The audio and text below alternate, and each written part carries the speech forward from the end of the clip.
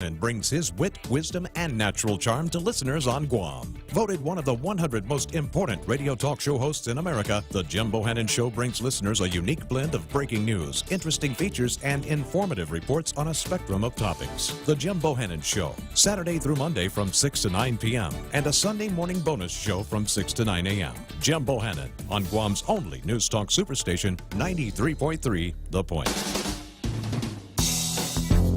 The Point is KUSG, Hagåtña, Guam, 93.3 FM and 104.3 HD3. Tropical storm warnings on the Gulf Coast. I'm Jack Callahan, Fox News. Coastal residents in Louisiana and Alabama bracing for the arrival of a tropical cyclone within the next 24 hours. The expectation is this weather event will be focused on rain. Not so much on the wind, although a 35 to 40 mile an hour wind, when you have saturated ground, can easily uproot trees and so forth. So that hazard is still there. Louisiana's Governor John Bell Edwards, the National Weather Service says the storms could also spawn tornadoes on Friday. Parts of Louisiana are still recovering from 5 named storms last year, including Hurricanes Laura and Zeta. The searing heat wave continues in the southwest. Excessive heat warnings posted for much of California and Arizona and parts of Nevada and Utah. It was 118 in Phoenix Thursday. Not yet known if the heat played a role in a series of drive-by shootings in suburban Phoenix Thursday night. We don't know what the motive was. We don't have an idea of what this person was thinking when he went out and did this. Peoria, Arizona Police Sergeant Brad Sheffert says 4 people were shot, one of them fatally. 9 others were injured dodging the gunfire. They have a suspect. In Detroit, a 2-year-old is dead, a 9-year-old fighting for life after what may have been a road rage shooting on I-75. This is certainly the worst day of this family's life. I cannot fathom what they must be going through. It's just absolutely horrible. Detroit's interim police chief James White says they're looking for the shooter. 9 people floating down the Dan River in North Carolina have gone over a hydroelectric dam. 3 are dead, 2 are still missing. Rockingham County Emergency Management Director Rodney Cates says the area is popular with tubers. When they get to the dam area, typically people get out of the water and walk around that area and then re-enter the water past the dam. I don't know what the circumstances were surrounding this incident. The search for the 2 missing tubers suspended until the sun comes up. America is listening to Fox News. When's the last time you looked at your homeowner's insurance? An easily overlooked part of covering our home is what's inside of it. Over time, we buy things we don't want to lose, but don't update our contents coverage. The smart thing to do is get the answers and level up our insurance to make sure we're totally protected. That's the Insurance Extra Point. Get out there and make something good happen today by calling Guahan Insurance Services at 475-1162 or visit us at the Camacho Landmark Center in Tamuning. You dread waiting in those long, inconvenient lines? That's why you won't find them at Bank Pacific. Go back to our pre-COVID Monday to Saturday hours with all of our branches open. You know, that where others put branches, we place roots thing. And if you don't want to come to the bank, we have MyCloud Banking through which you can go to the bank on any of your devices, including through our new cool mobile banking platform with remote capture so you can deposit checks from anywhere. Offline, online, no line. Bank Pacific. Where others put branches, we place roots and rooting for you. Member FDIC.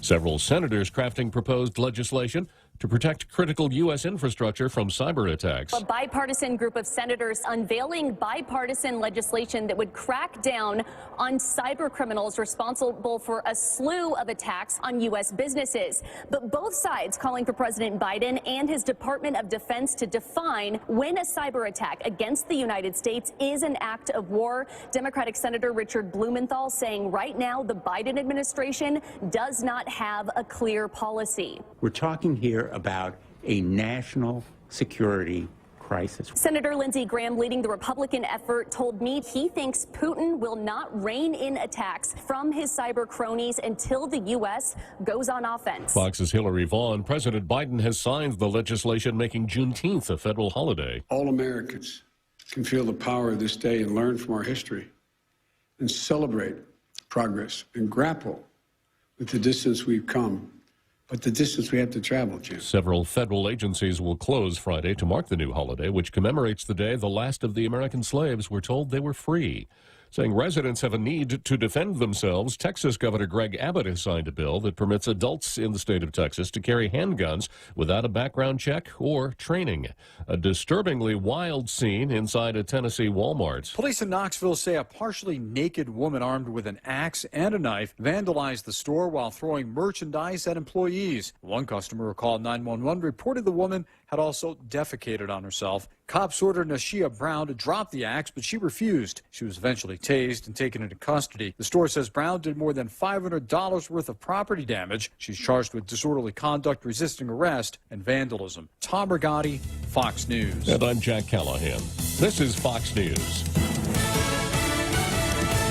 Indulge Dad this Father's Day with a well-prepared pairing from Pro Restaurant and Budweiser, the king of beers. Pro's specialized menu includes slow-roasted, herb-crusted prime rib and an Amberbach barbecue-glazed pork chop. Pair Dad's meal with the Bud family for $3.50, Kona beers for $4, or Ironstone wines for $5. For dads with a sweet tooth, Pro Patisserie has created a milk tea mousse stout beer cake glazed with chocolate. To reserve a table, call Pro Restaurant at 646-PROA. Budweiser reminds you to drink responsibly.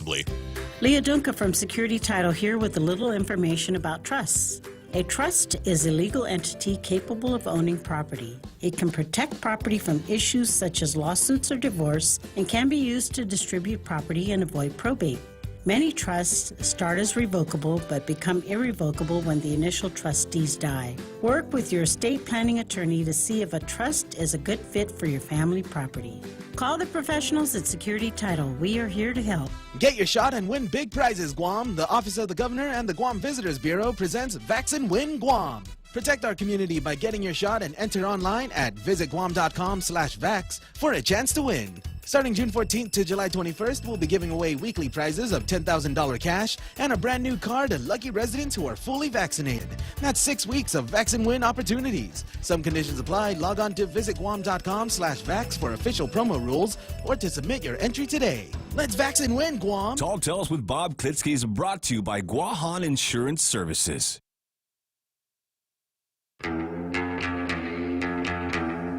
Welcome to Tall Tales with Bob Klitzkie, the only show on talk radio where common sense is a lot more common. Phone lines are now open at 888-TALK. That's 888-8255. And now, The Point proudly brings you Tall Tales with Senator Bob Klitzkie. A well-regulated militia being necessary to the security of a free state. The right of the people to keep and bear arms shall not be infringed. This would be the last time I'll be able to say that this week, because today is Friday. Jose and I go into hibernation at 6 o'clock today. We won't be back until 4 o'clock Monday afternoon. It's really tough on us because we love what we do. We love our, I guess we could call it a job, Jose. But is it a job when you're having so much fun? Yeah, probably. Technically, but that's about all. So the right of the people to keep and bear arms shall not be infringed. Letting you know that this is a conservative, Constitution-oriented talk show. Call-in talk show. You can call 888-TALK if you want to get on the international, if you want to communicate with our international radio listening audience. Or you can post clever comments on Facebook. Oftentimes, those clever comments on Facebook are read onto the air also. Starting out today with Jemmy Ikotny.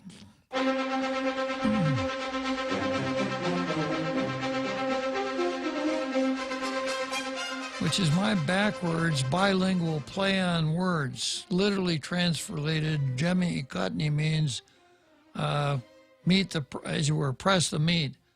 But what we really have here is Meet the Press, much better than the one that PMS NBC runs.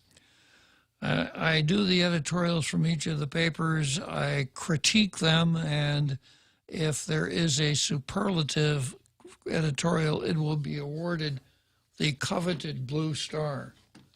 But there has to be some excellence involved. The Blue Star never goes by default. The Daily News today says, our view, grant should help public health close gaps in services. Earlier this week, the Department of Public Health and Social Services announced that the agency received a $6.5 million grant aimed at reducing Wuhan virus health disparities. The grant, which was awarded by Centers for Disease Control and Prevention, is intended to improve testing and contact tracing among populations that are at higher risk and underserved, including racial and ethnic minority groups and people living in rural communities. Of course, you got to have the racial and ethnic minority groups, right? Across our country, the pandemic has shown that the virus does not discriminate, but our healthcare system does. For people who have relatively easy access to healthcare and healthcare information, the process of Wuhan virus testing and vaccinations might not be as intimidating as it is for those populations who have no access to health care and limited access to health care information. This can mean that there is more fear and suspicion in our underserved and high-risk populations toward the testing and vaccination procedures. It also means that because of lack of public or private transportation, traveling to test sites or vaccination clinics is next to impossible. I think they're just making this up. What is the source of this really important information? I thought we were the minority. All of us here on Guam. Really? Yeah. The CDC grant should allow public health to close those gaps. Dr. Felix Cabrera, Public Health Chief Medical Officer, during a press conference earlier this month, said people from the Federated States of Micronesia have the lowest rates of vaccinations. This also is a group that has historically been underserved in our healthcare system, both in access to healthcare as well as healthcare information. So it is not a surprise that this is also a population that has the lowest rate of vaccinations.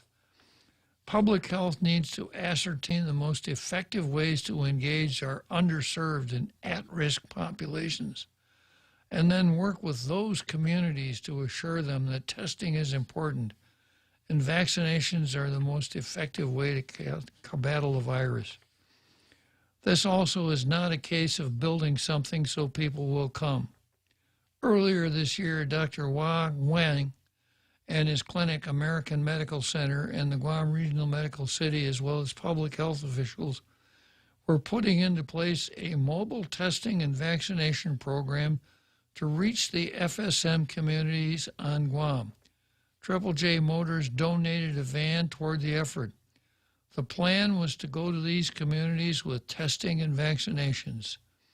In March, Gwen noted that FSM residents made up 10% of our population but represented 47% of the Wuhan virus attributed deaths at the time. He pointed out that the population tended to have limited access to transportation and health care. This maybe should have come at the beginning of the editorial, right? According to Dr. Gwen, in this case, the CDC grants need to be used in communities with the underserved populations and provide them with the services they need. We've got to bring the immunizations to them, Gwen said. If we can make them safe, the whole community is safe. So a couple of heroes here, Dr. Hua Gwen and Triple J Motors. Let's give them a big hooray, Jose.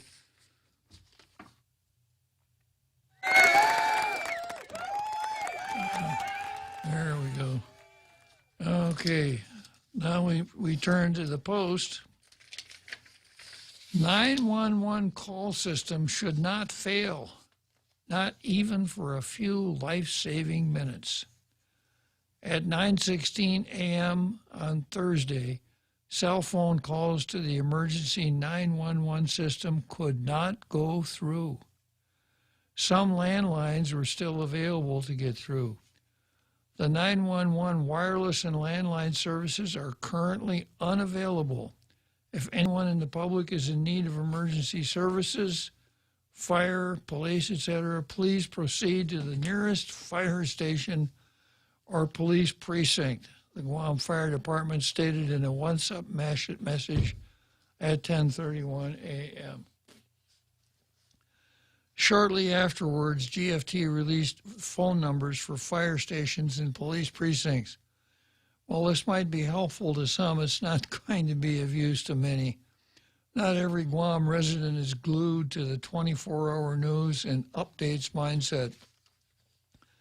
By 10:31 a.m., GFD announced that the fire dispatch and 911 emergency lines were back in service. No major mishap has been disclosed as a result of the emergency 911 system being down. But what happened is another wake-up call, another reminder of the fissures in our system of getting help in emergency. It's a problem that's been around for decades. A performance audit of the Guam 911 system being run by GFD, Guam Fire Department, points to how old the system was in a report released as far back as October 2010. That was more than a decade ago. Our first reaction in an emergency is dial 911. Asking residents to run to or drive to the nearest police precinct or fire station is going to result in a loss of crucial time when immediate help is needed. During the time 911 system could not receive calls from cell phones, there was no immediate way for an ambulance crew or advanced life support team to know where they needed to rush to. Someone in a life-threatening crisis such as a stroke or heart attack, and in a crisis that can turn from a successful rescue or response to a tragedy in just a few minutes, such as a swimmer in distress or a hostage taking. A 911 system's failure to answer a call could mean saving a life or losing a loved one. Of course, I'm wondering, why should 911 be any different than the rest of the government, like the Department of Rev Tax or Public Harassment and Secret Services? We've developed an attitude that it's kind of okay not to answer the phone. Yeah. The Guam Fire Department has known for years it needs to replace its aging Motorola CenturyLink 2000 E911 system that was bought back in 1999. Sounds like a name from 1999. It does. It's interesting to note that this is one of the last steam-powered 911 systems in existence in the U.S. Wait a minute, I misread that. It's interesting to notice that the Motorola CenturyLink 2000 E911 system is the last wind-up system in the U.S. Sometimes we lose the key. By December 2019, just before the onset of the pandemic, GovGuam still had not installed a new 911 system, and the process of choosing a contractor was still underway. Fast forward to a recent legislative budget hearing, and GFT told senators that the 911 procurement process is underway still. This is kind of GovGuam speak, the government of Guam vocabulary. We're looking into that, which means I really don't know what you're talking about, but I got to say something. We're looking into that. Are they saying that the emergency call system cannot be procured automatically during an emergency, health emergency? Depends on what hotel you want to put it in. Yeah. You could slap it into the 19th floor in a heartbeat. It didn't help during the Calvo administration. The emergency 911 surcharge that phone users pay each month through phone bills was diverted for other government uses. The people of Guam rely on this emergency service in their most desperate hours and deserve the full potential of E911 that can only be provided through sufficient funding. FCC Commissioner Michael O'Reilly stated in a March 2018 letter to the U.S. Attorney's Office on Guam, inquiring whether a federal investigation was warranted. In May 2019, the Leon Guerrero administration repaid $3.8 million that had been illegally shifted from the E911 system by the Calvo administration to other GovGuam expenses. But now that the Leon Guerrero administration has been seated for more than 2 years, it's not a stretch to expect a system that does not go completely dark for cell phone users when a phone provider's system goes down. I think I have a quote here from Lou that's pretty much appropriate here. We are transparent with reports, meetings, and minutes. As far as I'm concerned, we're following everything we're required to do. Yeah. This latest 911 outage was a result of a phone company GTA's glitch, according to the company. There was an issue in our Agana central office that impacted landline phone calls to a portion of our landline subscribers. Furthermore, the Agana central office aggregates all local 911 calls from all carriers, and those calls were impacted as well. Once our technicians were alerted to the issue, they reported diligently to troubleshoot the problem and resolved it within an hour, according to GTA. They should have just called Ray. You know, when we need some tech support, some troubleshooting, Ray dives into that back room. He drives up to channel 10, and just like that, it's fixed. Yeah. Every time. Yeah. Usually with a quip or two at the end of the job. But the bigger, longer concern is the lack of a backup system on the part of GovGuam in general, and GFD in particular, knowing that outages do happen on the side of a service provider. The process of selecting a vendor or contractor that will install an updated emergency 911 system is at the, quote, pre-award phase, according to GFD on Thursday. It will be at least a year of waiting for a new system to come online from the time a contract is awarded for the new emergency system, according to GFT in the recent budget hearing. So if you have an emergency, try not to have any for a year. Put that in your plan book. GFD spokeswoman Sharika Chatgala said the delays were mostly related to the Wuhan virus pandemic. The system is about saving lives, and we cannot stress enough how urgent it is to, one, have a redundant backup system in place so that all calls will be answered without fault. And that doesn't mean a couple of tin cans and a piece of kite string between them either, right? Although it could probably be more consistent Than what we've got, right? And two, have this new system in place urgently.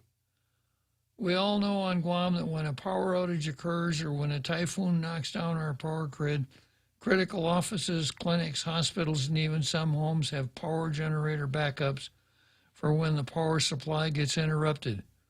We can't help but draw parallels to the need for GovGuam to establish a redundant system to the 911 emergency service, just like how one would install a standby power generator in a hospital or clinic that activates within seconds of an outage.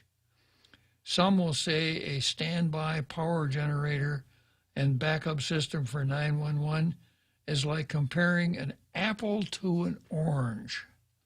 We can never get everyone to agree.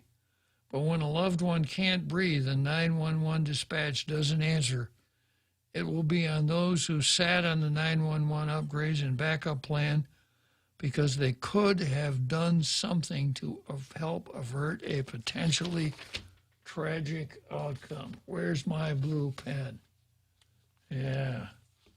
This is what we're looking for here, Daily Post. Lay out the problem, explain it, help us understand it, provide a solution, and lay it on the folks that are responsible. So here's that blue star for the Pacific. There we go. There it is. Congratulations, Blue Star. All right, so let's go from there to the card. And here's what I've got on the card today. Just a refresher on Amata versus Neil Weir. Just to remind you once again, when Tina starts this, insular cases are racist, and the reason we don't get SSI is because of and all of that malarkey that she put together for her Resolution 56. On the basis of the Robert Lind quote, it's easier to believe a lie you've heard 1,000 times than the truth you've heard just once. So I've got to come back to that. Next item on the card was on the card yesterday. Yesterday it was titled Governor and Critical Race Theory versus USA. We found out if we took what the governor said literally, what she said, what her proxy, and this almost tells you as much as you need to know. Tony Babauta, Yeah, we wanted somebody else to do it, but we couldn't get the folks at DOC to let him go. Yeah. And then now today, it's Lou versus Manoni, Admiral type. And you're going to see the kind of hypocrisy that only our governor is able to show you. I promised Pinehoff versus Lou yesterday. I think I'll get there today. An anonymous DM versus the Vatican. So we're talking a lot of litigation here. I'm not going to go into the two really important Supreme Court cases that were decided yesterday. The first Supreme Court case held that when an adoption agency in Philadelphia said, we're not going to let your local Catholic social services do adoption referrals because you won't refer to same-sex couples, found that to be unconstitutional. It's a victory. It's not as big as you might think, which I'll explain again tomorrow. It was a unanimous decision. And then the other important case was a 7-2 decision, once again upholding Obamacare, this time on the most technical of technicalities, that is that the plaintiffs did not have standing to bring the case forward. Can we hear about the strong, powerful dissent? No? I'll have to check with Neil Weir. I think Neil Weir has some sort of a gauge that he holds up to dissent to see if it's powerful or not. Yeah. So I'll give you an analysis of those on Monday. The kind of analysis that you've come to expect from Tall Tales, other than the law was unconstitutional. What's next on the card? Okay, and then I've got DM versus the Vatican, NPR versus Tom Hanks, Unknown versus Berg. This is Nate Berg, the doctor, the chairman of the medical board. And then something from the national side, critical race theory versus merit. Critical race theory extinguishes merit because operating any kind of an agency, hiring people, putting them in particular places because of merit, because they're the best at the job, is racist. That's a CRT rap. Okay, so starting out with Amata versus Neil Weir. Remember, we had a really stellar article from Pacific News Service entitled Divided Court Relies on Insular Cases to Reject Citizenship Rights in U.S. Territories. And it was a rather detailed article that I'll come back to in just a second.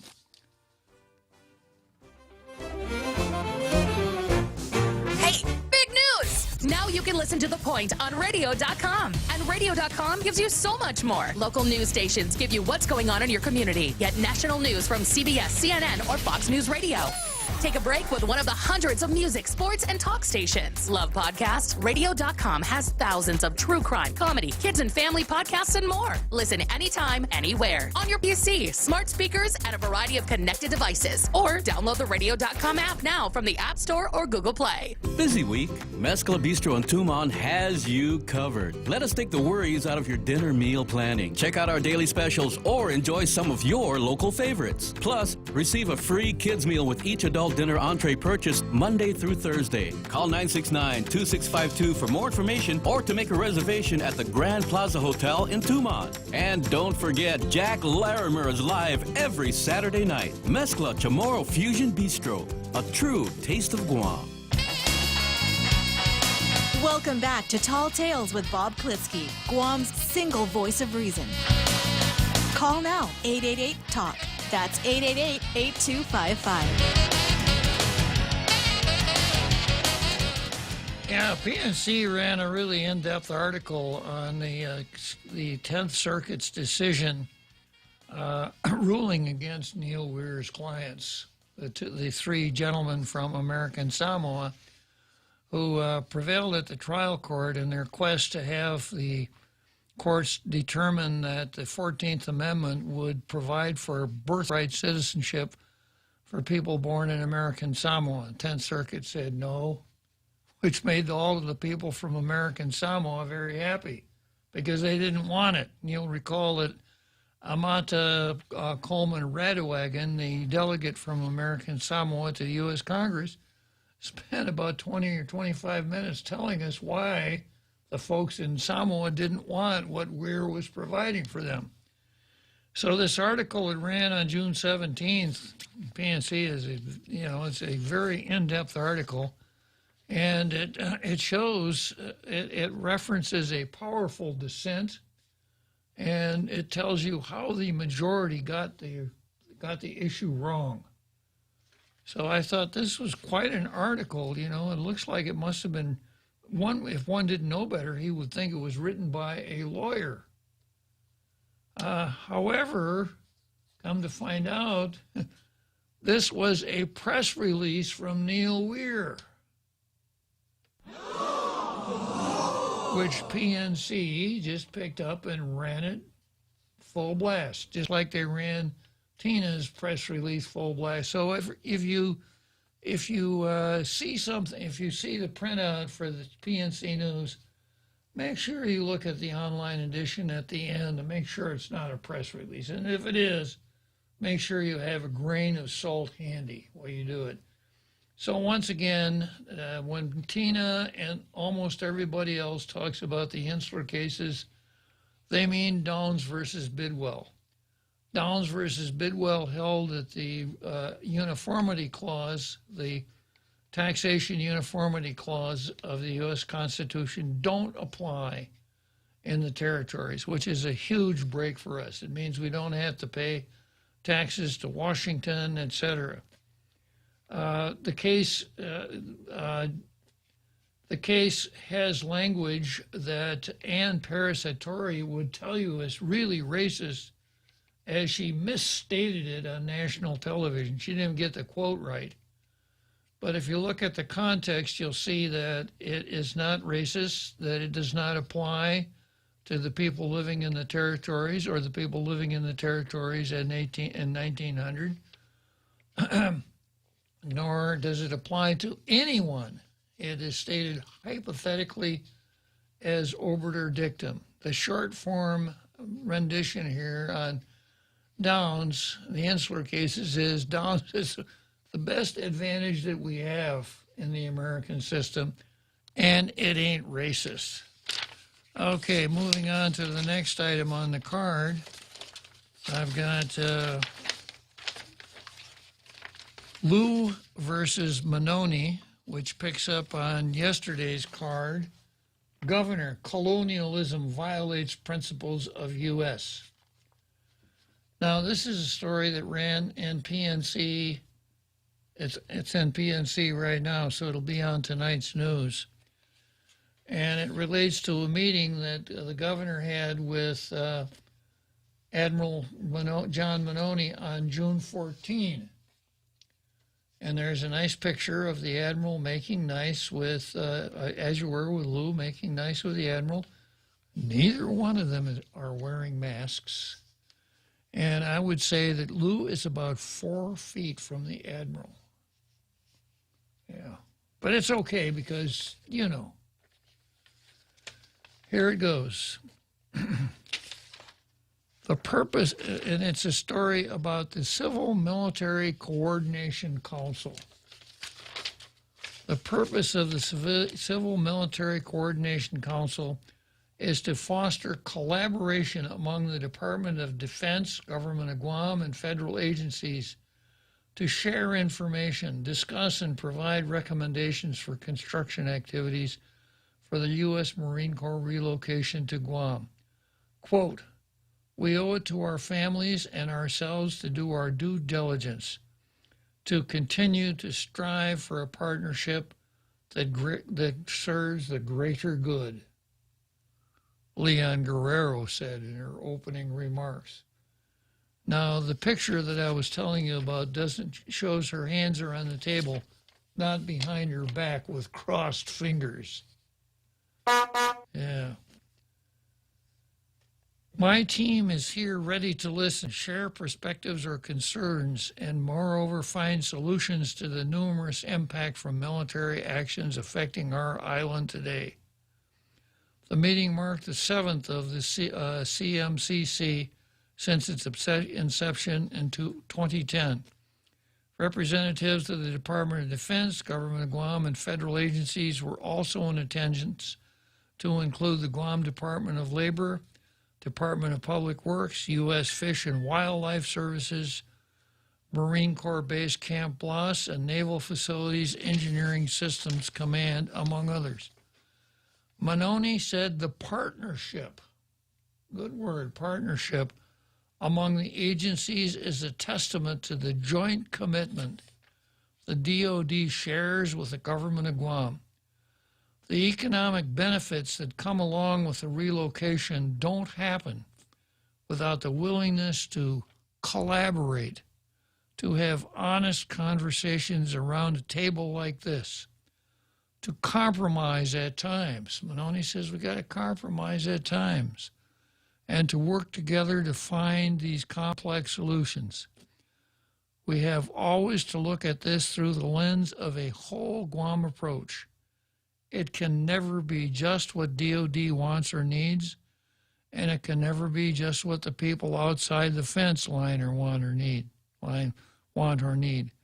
It has to be a whole of Guam approach as we work through these problems and challenges in the future. Really nice, right? Meanwhile, in Washington, D.C. Well, and then the governor went on to say through a proxy, the United States is threatening the social, economic, and overall well-being of Guam and her people. As a nation founded on demands for equality, representation, and democracy, the United States' control of its colonies violates the very essence of its principles as a nation and contradicts their commitment to the UN Charter. The Chamorro people deserve the same opportunity to control their political destiny, just as our administering powers founding fathers did. Our colonial powers now here's the key part, our colonial powers' ongoing militarization of Guam constitutes a violation of several human rights. Despite the harmful and significant impacts of these colonial byproducts, the United States military's unchecked actions within the lands and waters of Guam only to serve to compound these problems and further hinder achievement of our full social, economic, and political potential. So, it was the best of Leon Guerrero's, paraphrasing Charles Dickens. It was the worst of Governor Leon Guerrero's. So that meeting happened on Monday. On Tuesday, the Rear Admiral was seen at Naval Hospital extracting a knife from his back. Yeah, I wonder, did Bobauta make his his remarks before Lou and the Admiral sat down for that friendly meeting, huh? Governor, why didn't you tell the Admiral these things? Maybe that was what they were laughing about. Or, Governor, why don't you write to the President and tell him what you told the Admiral? You know, when you come right down to it, Jose, there are only two really deceptive things about Governor Lou Leon Guerrero. You want to know what those two things are? What are those two things? Her face.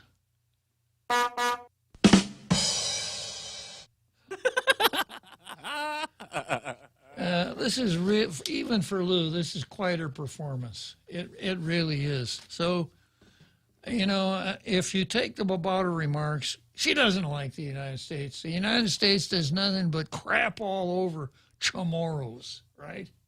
And they have for 120 years. So how about shaping up and et cetera? But when she sits down with Maloney, it's altogether different. We've got to work together and on and on and on. Governor, I have a suggestion for you. One of the few good things that you did during your administration was get rid of Tony Babauta.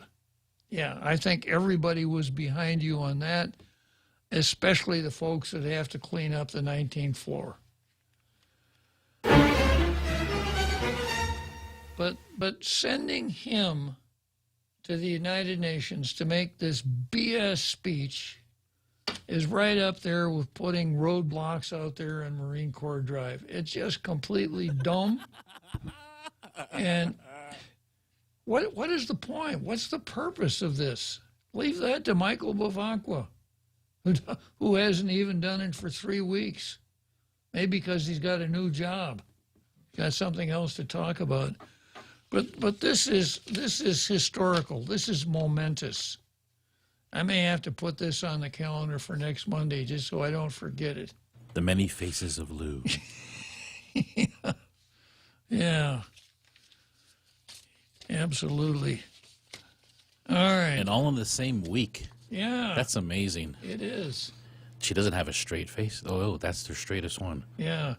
I suspect that she spent some time with Ray Tapasnian at Gura working on maintaining the straight face as you contradict yourself royally, right? Okay, next I've got Pineoff versus Lou, and the title of this story is District Court Dismisses Complaint on Wuhan Virus-Related Closures. That's the case called Thomas Pineoff versus Lourdes Leon Guerrero and Arthur San Augustine. District Court of Guam Chief Judge Francis Gatewood granted the government's motion to dismiss Thomas Pinehoff's amended complaint. He alleged that the Wuhan virus-related executive orders and guidance memos violated the Fifth Amendment guarantee against taking property for public use without compensation, and constitutional rights related to due process and equal protection. Pineoff had no comment about the decision at this time. The case was first filed in September 2020, and Hidinko Gatewood had earlier dismissed the matter in February. The amended complaint was filed 2 weeks after that initial dismissal. Law and Order notebooks here, Tony. Civil litigation in the district court and the superior court is governed by something called the rules of civil procedure. The rules of civil procedure were adopted by the U.S. Supreme Court in 1938 and have been amended and tinkered with, but they're a really pretty well-drafted system. And Rule 15A of those rules says that until an answer or motion for summary judgment is filed, leave to amend shall be freely granted. And after that, a plaintiff can amend his lawsuit also.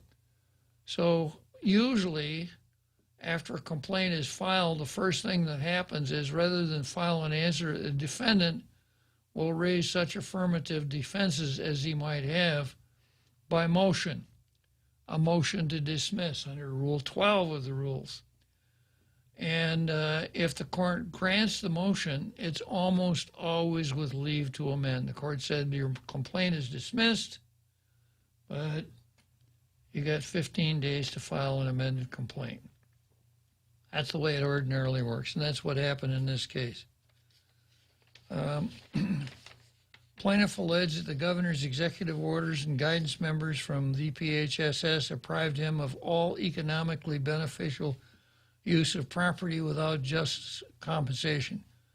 Bars and taverns were ordered closed around the time of the initial complaint, but are now open for 50% occupancy.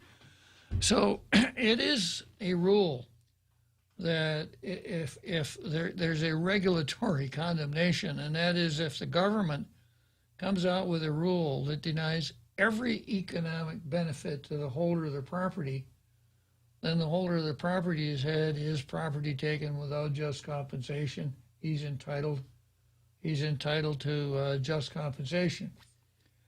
But nobody said that Thomas Peinhoff couldn't have done something else with his bar. And when it's a temporary closure for a public health emergency, you're probably not going to get past the gate on that regulatory tanking. Tydenko Gatewood stated that Peinhoff failed to state any authority recognizing that the temporary ability to sell goods or services constitutes a taking of property under the Fifth Amendment. Sign of not such hot lawyering here then, right? The chief judge noted that executive orders and guidance memos were aimed at slowing the spread of the Wuhan virus, and the district courts have consistently rejected business owners' claims that such restrictions constitute property takings under specific factors of a, quote, Penn Central test, which analyzes the impact of the regulations, the extent of interference with business expectations, and the character of the government's actions. Tydenko Gatewood also stated that Peinhoff did little more than recite the legal standard for due process and make claims that his rights were violated and did not make a substantive due process claim. Now here's another little technicality here. The rules of civil procedure are what are called notice pleading. The idea is that the complaint in a civil case puts the defendant on notice of what the plaintiff's claims are, and oftentimes the claims are fleshed out in pretrial discovery. And it was not necessary to plead facts in the rules as drafted. However, this Iqbal case, which the Supreme Court decided about 10 years ago, said you got to put some facts in your complaint. No facts, just legal conclusions. Dismissal follows. The Guam Supreme Court did not adopt that rule, so we have, there's a little bit of forum shopping there, a lower pleading standard in the Superior Court than in the District Court. Okay, going back to the article, moreover, regarding the procedural due process requirements for individual notices and hearings, the Chief Judge stated that the Ninth Circuit specifically rejected the idea that such a process is required before enacting and enforcing laws of general applicability. With regard to equal protection, Tydenko Gatewood stated that Peinhoff did not establish that businesses which were allowed to remain open, such as restaurants and funeral homes, were similar to his establishment. Nor did he allege that other bars or taverns were considered essential by the government. So remember, equal protection means dividing people, businesses, whatever, into two different classes, treating each class different from the other for an insufficient or an unconstitutional reason.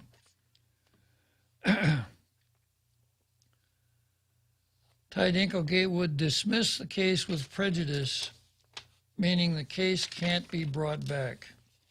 And here's the conclusion of her decision. For the foregoing reasons, defendant's motion to dismiss is granted Because all counts in the amended complaint are dismissed, the court need not address defendant's argument on qualified immunity, which I'll get into some other time. Further, because plaintiff has already amended his complaint once in response to a previous motion to dismiss and failed to identify additional factual allegations that he could have made that would remedy the deficiency in the complaint, and plaintiff failed to address or refute defendant's legal arguments in the motion to dismiss, the court finds that any further amendments would be futile. Accordingly, the above captioned complaint matter is dismissed with prejudice. So what she's saying is, he gave you a chance, you got to plead more facts, and in order to recover in a civil case, you must have a sound legal theory, and you must prove up facts that show that the theory is implicated. Well, here she's saying that the defendant's legal theories were sound, yours weren't, and you didn't include enough factual matter in your complaint, so you're dismissed again. This time you can't come back. All right. Next we have DM, an anonymous plaintiff. Let's take a short break here for the entertainer.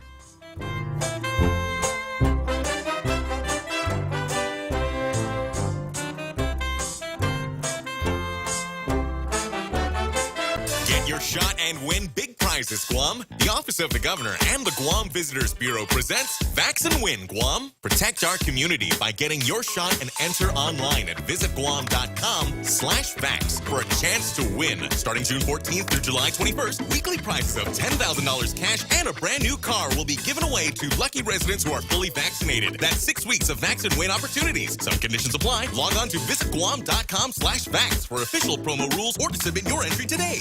Hafaday, this is Congressman St. Nicholas. Your congressional office would like to remind you that pandemic unemployment assistance is set to expire on September 6th of this year. We encourage the people of Guam to seek out active employment as much as possible, as jobs continue to remain limited, and we want to prevent hardship for our people at the conclusion of the PUA program. Thank you, and Situas Mahase. This ad was paid for with official funds from the office of Congressman Michael F.Q. San Nicolas.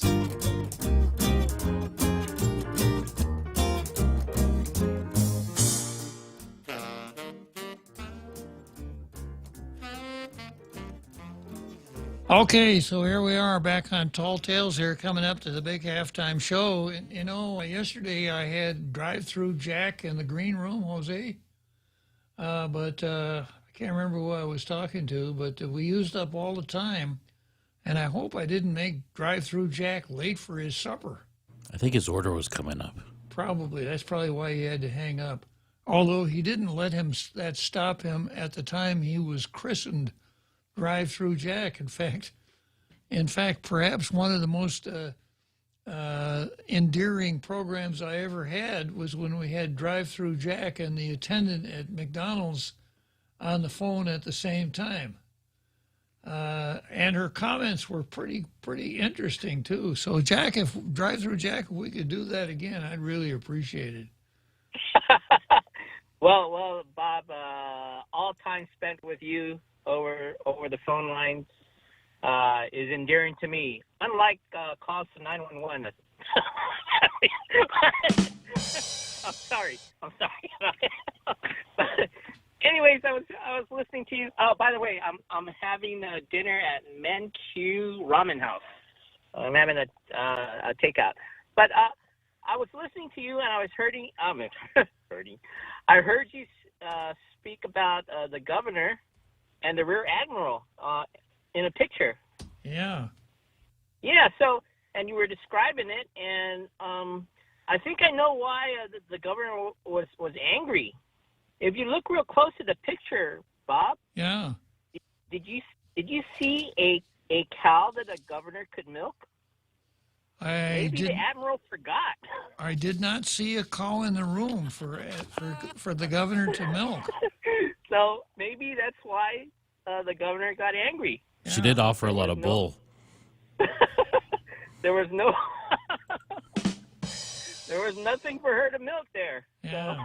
So, but I wanted to call because I wanted to wish you a happy Father's Day, and all the fathers out there, good job, good job on raising your kids, and probably kids that weren't yours. So all the fathers out there, the fathers, stepfathers, the uncles, the big brothers, anyone that mentored and helped the young ones get out there. Fathers, stepfathers, neighborhood bullies. Yeah. And so just wanted to wish them a happy Father's Day. But I also wanted to comment on or ask you a question, and I've been listening, and I wanted to ask you this for a long time. Is about the CNMI covenant. Does that mutual consent clause still exist in there, or was that taken out? I don't think it's ever been there, Jack. Oh, there was no mutual consent there where bilateral agreements it wasn't unilateral, it had to be bilateral for... No. What they do have is a 903 committee, and that's 3 representatives from the U.S. government, 3 representatives from the NMI, and they get together and discuss subjects of mutual interest. But no, the United States would be incapable of entering into a mutual consent agreement with anyone, because if it did, it would be sacrificing its sovereignty. One of the incidents of sovereignty is that you can do whatever you want, whenever you want to do it. Look at the history of treaties. Countries enter into treaties. Countries break treaties all the time, and that is an incident of sovereignty. So if the United States tried to enter into an agreement with the CNMI that says that none of our laws would apply unless you say it's okay, the United States would no longer be a sovereign nation. Such an agreement would not pass judicial muster for 2 seconds. So that agreement never existed then? That's my understanding. Yeah, because I was just wondering, because back in the day, that's one of the push points for the Commonwealth was because the CNMI had a mutual consent clause there that made agreements bilateral and not unilateral. And I it just stuck in my head, and I just wanted to ask you that for a long time, because they had, at one time, they had control of their immigration. But even the control of the immigration was not something that could not be revoked, and Congress did revoke it because they made such a mess of it. You remember that? Yeah. And the same with labor laws. The U.S. labor laws and U.S. immigration laws did not apply in the CNMI until they screwed it up so bad that Congress took it away. There you go. So that's why I wanted to ask you, and whether that mutual consent clause was that done away with? Was it ever applicable, or was it just something that that really? Well, I'm speaking from memory, Jack, but I don't remember such a clause ever being in the covenant. It's been a long time since I looked at the covenant, so you might want to take a peek at it yourself. Yeah, I was just pulling it from memory too, and there was a lot of phrases that were going around comparing Guam and the CNMI and why we should be a Commonwealth. Phrases such as being half pregnant. You couldn't be partly sovereign, like you said. It's either you're sovereign or you're not. That's right. And so that unless you happen to be one of the 50 states in the United States, or unless you happen to be an Indian tribe in the United States with a tribal government. Because states are subordinate sovereigns, as are Indian tribes. Yeah, and somebody explained it to me that when it comes to states' rights against, you brought up this thing that we don't have a federal government anymore. Or it's more I forgot what the phrase, but national government. Said. Yeah. So, anyways, one of the things was that explained to me between states' rights and federalism, especially in the U.S. federalism, is that when push comes to shove, it's usually a 50 to 49 split that the federal government wins. I don't know who told you that, Jack, but that's not correct. Well, I'm just saying that out of disputes between states and the federal government, it usually boils down to a 50 to 49 split. And I'm saying whoever told you that was wrong. Gotta go, Jack. Got the big halftime show coming up. Happy Father's Day.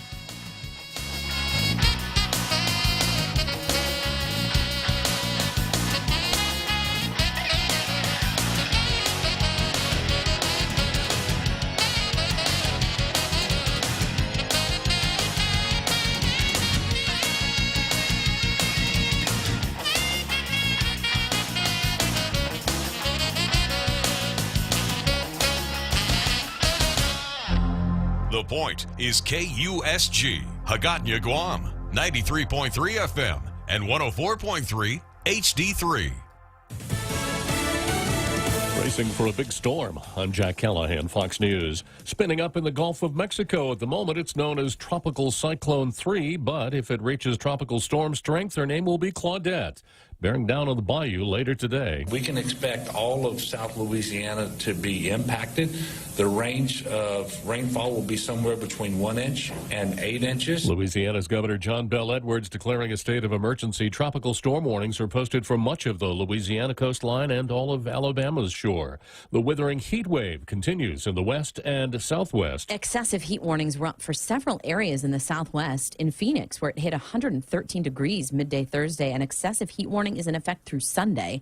The National Weather Service recorded Las Vegas at 109 at noon on Thursday, with an excessive heat warning also up through Sunday. Fox's Jessica Rosenthal. 4 people have been shot in the Phoenix area in a series of drive-by shootings that have left one of the victims dead.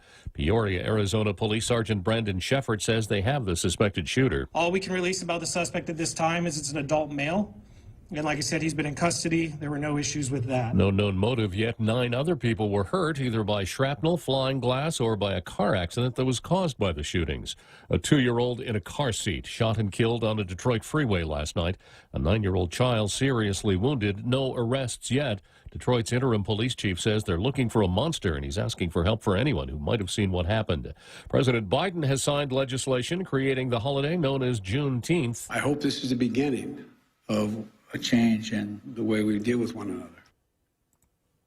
Marking the day in June of 1865 when the last American slaves were told they'd been freed. Many federal agencies will be closed today. Wall Street Thursday, the Dow dropped 210 points. NASDAQ gained 121. The S&P 500 down less than 2. America is listening to Fox News.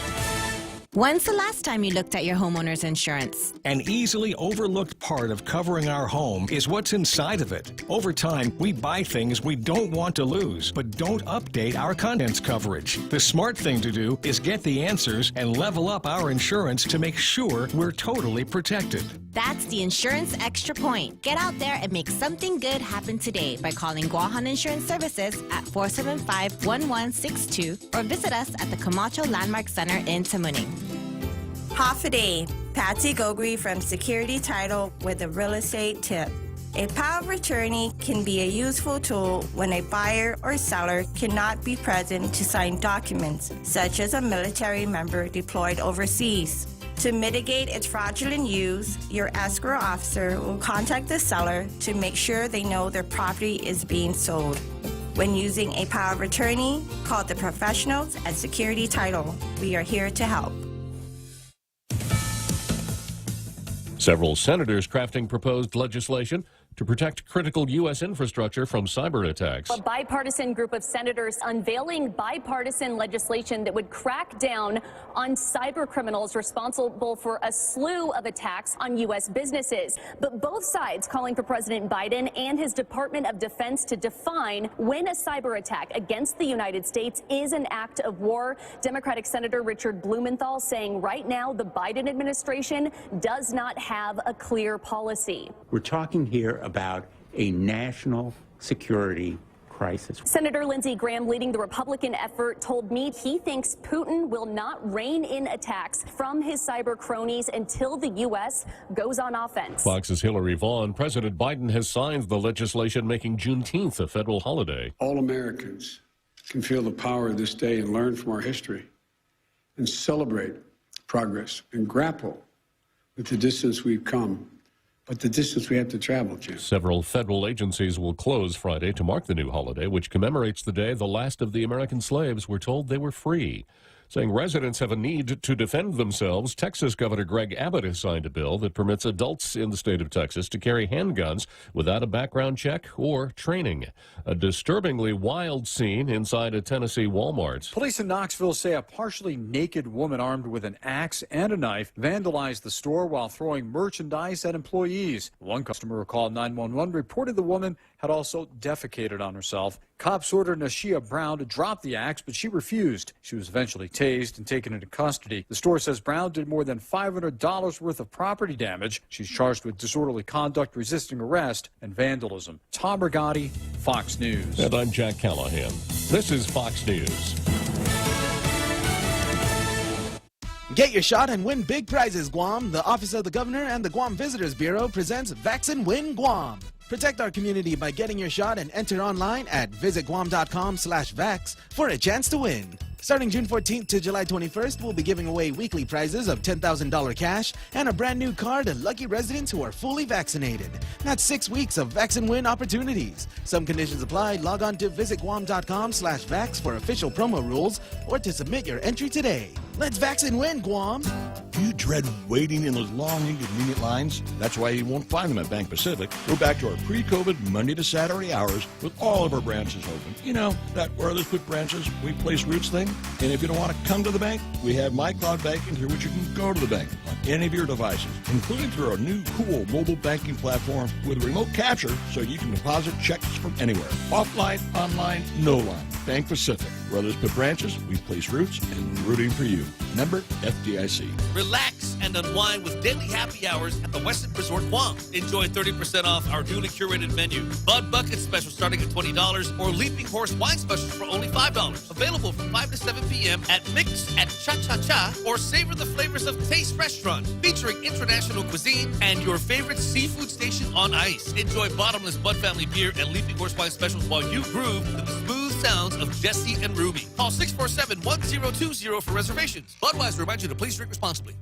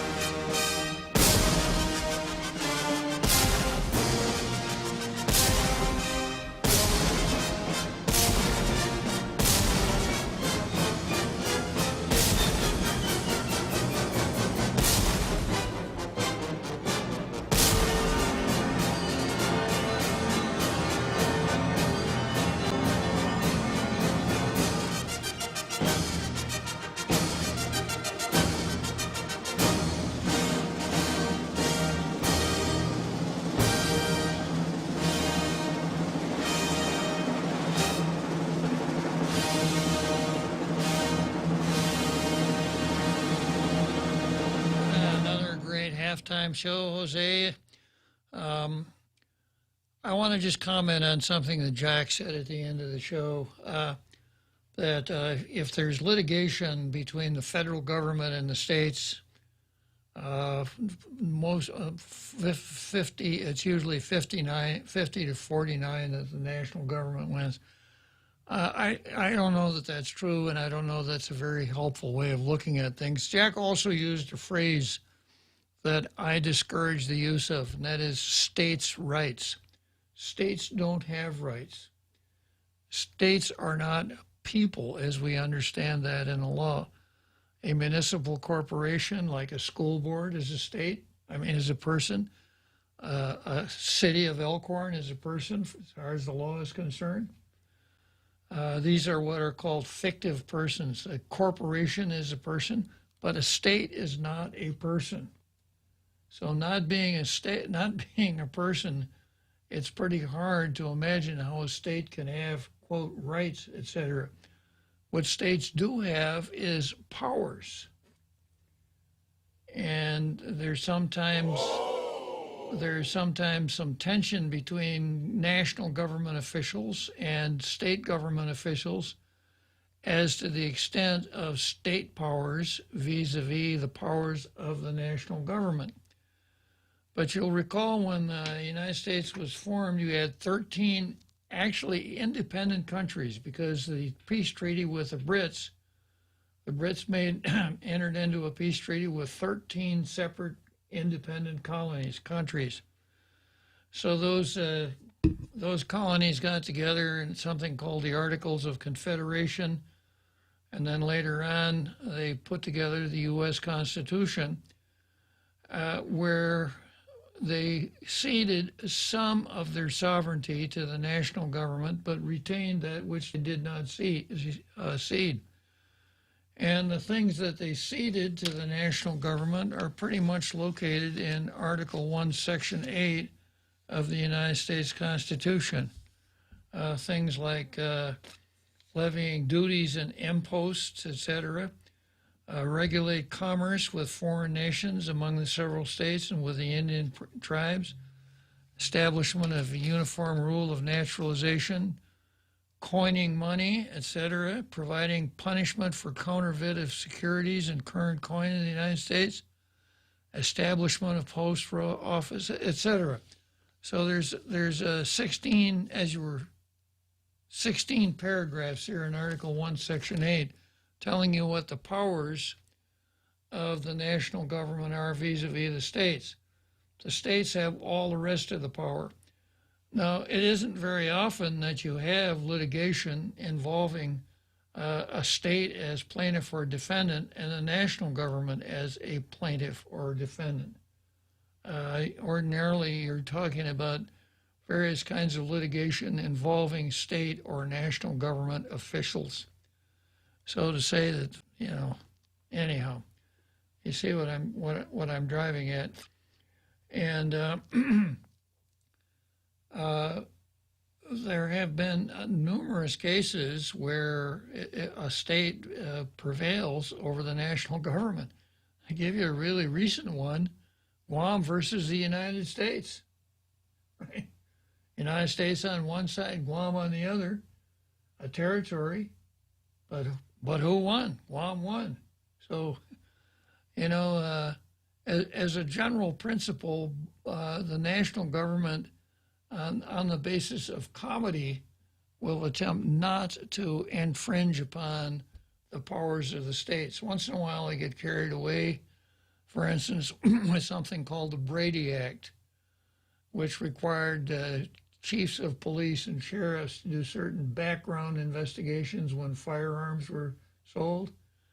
Supreme Court said, can't do that. You can't commandeer state officials to get them to do your job for you. Yeah. So it's a complicated but extremely interesting subject. Next on the card is DM versus the Vatican. But I think before I go there, I'm going to talk about the Civil War for just a moment. I think we're all pretty much aware of what happened in the Civil War. When Abraham Lincoln was elected, Abraham Lincoln not being anti-slavery, but strongly opposed to the extension of slavery into the territories like Kansas and Nebraska. So when Lincoln was elected, 7 southern states said, that's it, we're out of here.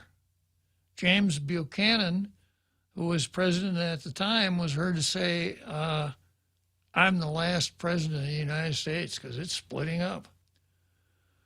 And involving some really interesting tactical maneuvers at a place called Fort Sumter in Charleston Harbor, Confederate, South Carolina troops fired on federal soldiers, and that's when the war actually began, the first shots of the Civil War. So we stumbled forward until Lincoln raised armies and let it be known that he was going to put down the rebellion, which was something of a surprise because in Lincoln's inaugural address, He said, those of you who have gone astray, have no fear. We're not going to come down and tell you how to run your states or your government, even if you're disobeying all the rules. We're not going to say anything about it. The only thing that we ask of you, southern states, is leave our federal installations alone. Now, the rest of that story is that the federal installations that Lincoln was concerned about was the customs houses, which in the last few days, if you've been paying attention, you'll find out are very important parts of the national government. Ask Mr. Bidwell about it. Mr. Bidwell became a national celebrity, collector of customs for New York.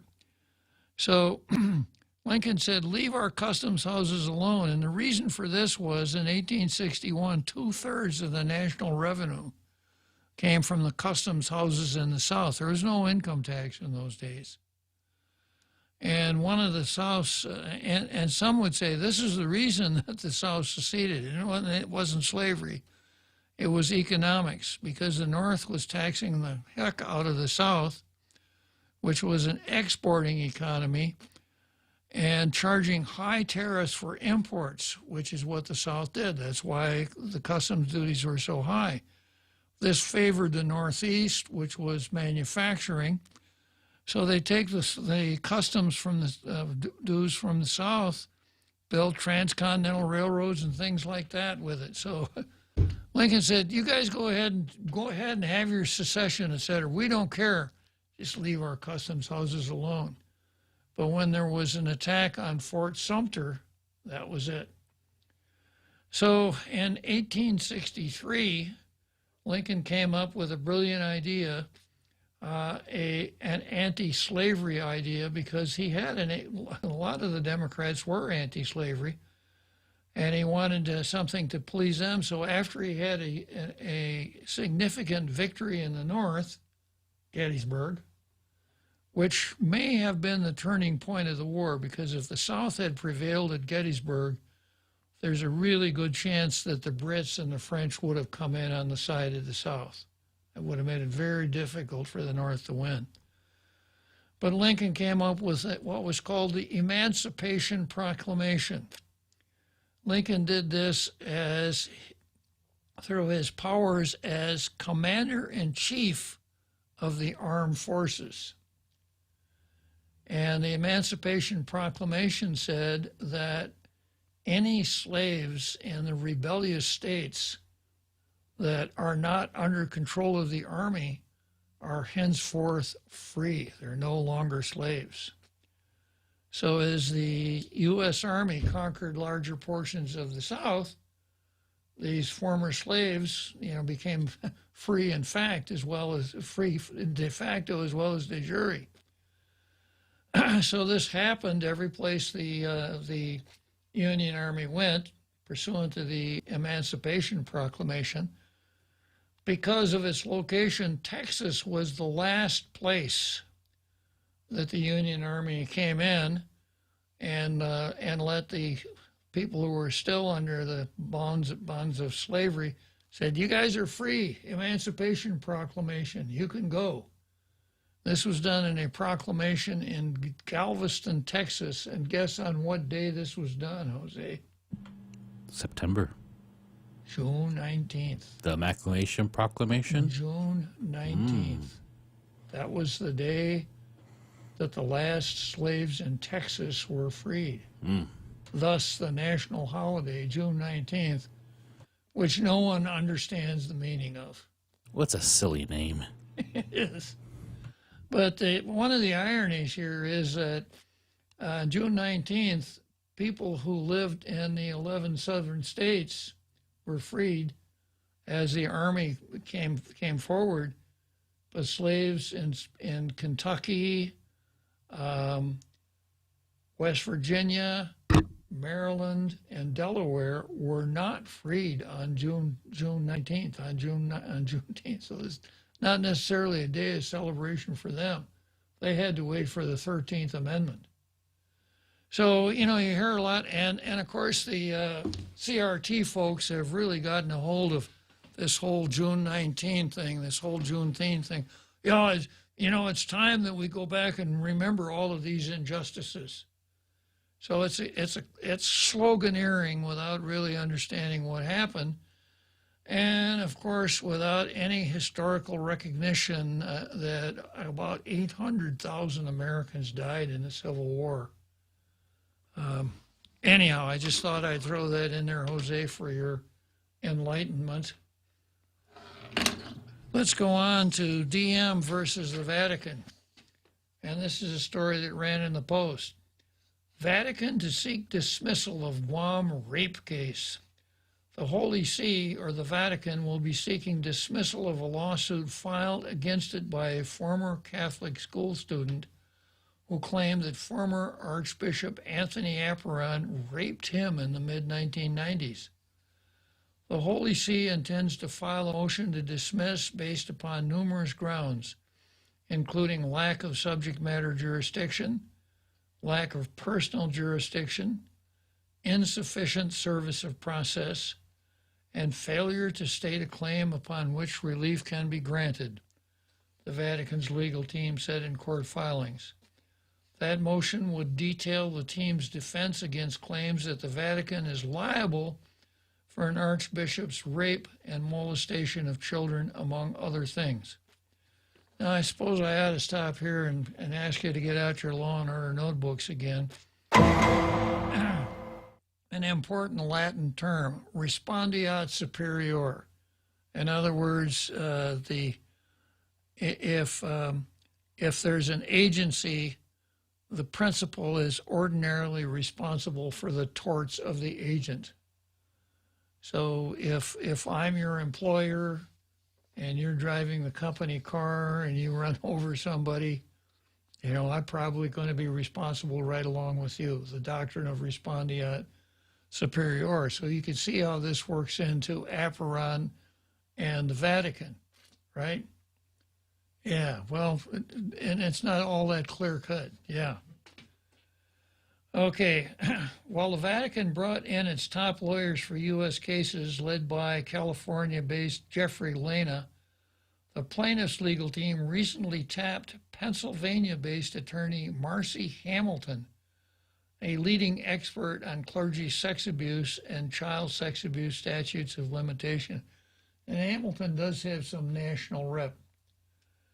District Court of Guam Chief Francis Tidinko Gaywood on Monday granted 3 motions related to this particularly Guam clergy sex abuse case. First, the Holy See's legal team may file 35 pages of memorandum instead of 25. Hamilton is admitted to practice in the district court, joining Guam-based attorney Charles McDonald's team, representing the plaintiff accusing Apparon of rape and molestation. The plaintiff, identified in the court's documents only as, quote, DM to protect his privacy, shall file a disclosure statement setting forth his true identity. The statement shall be filed under seal within a week. Besides Lena, the Vatican legal team in the Guam case also includes Guam-based attorney John S. Ompinko and California attorneys Alexis Haller and Jennifer L. Bruno. The Vatican team said the additional pages they requested are necessary in light of the complexity of this case, including issues of sovereign immunity. Now, you remember the Vatican, there's a state, a country called Vatican City, sometimes referred to as the Holy See. It's 106 acres, but it is as independent as Canada or the U.S. or whatever. So it has sovereign immunity like other countries. DM's lawsuit claims, among other things, that the Holy See is a responsible party in Apparon's conduct toward the plaintiff and other children in Guam.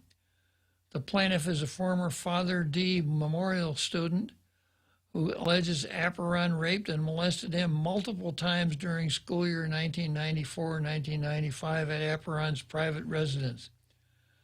DM's lawsuit got the Vatican's attention when his attorney, McDonald, sought the federal court's help in reaching out to the Department of State to serve papers on the Holy See. Now, serving papers in foreign countries is complicated. I can't tell you that I know everything about it. I can't even tell you that I know much about it. Someone goes up to the Pope for communion and hands him a paper. Yeah. You've been served. You've been served, Mr. Pope. Yeah. And then when you're suing a person in a foreign country is not easy. Suing the foreign country itself is more difficult. And of course, that'll be one of the things that defense counsel will challenge in its motion to dismiss. As the story says here, lack of subject matter jurisdiction, lack of personal jurisdiction, insufficient service of process, etc. The Vatican stripped Apparon of his title as Archbishop of Guam after a tribunal convicted him of 2018 of sexual abuse of minors, and that decision was upheld in 2019. Apparon still faces lawsuits, including one filed by DM. There have been nearly 300 Guam clergy sex abuse claims filed since 2016. So here's what we're talking about. The Vatican does have sovereign immunity. We have a federal statute that allows litigants to sue sovereign foreign countries in the United States courts. I don't think we had that in 1950. Perhaps one of the reasons that the United States took over the claims against the government of Japan for atrocities during World War II. Maybe not. But the Vatican is sovereign. It has sovereign immunity. Now, so far, the law up to this point, there's been one Ninth Circuit Court case that's been on point. And that court said, no, this dismissal will not lie because of the Vatican's sovereign immunity. But the Ninth Circuit did uphold a dismissal in a trial court because a suit alleging that the Vatican was responsible for the tortious behavior of a priest failed because the priest was not an employee of the Vatican. So this will probably be the sticking point. And that Ninth Circuit case makes an analogy. It sort of says priests and the Vatican are kind of like lawyers and the Bar Association. The Bar Association can discipline you and it can disbar you, but it can't fire you and it can't supervise you. So that's the relationship between priests and the Vatican, according to at least one court that's looked at this. But this is just one decision.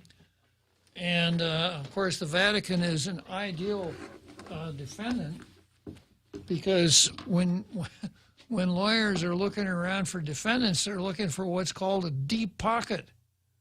There's no sense suing a person that's judgment-proof because even if you win, you're not going to collect anything.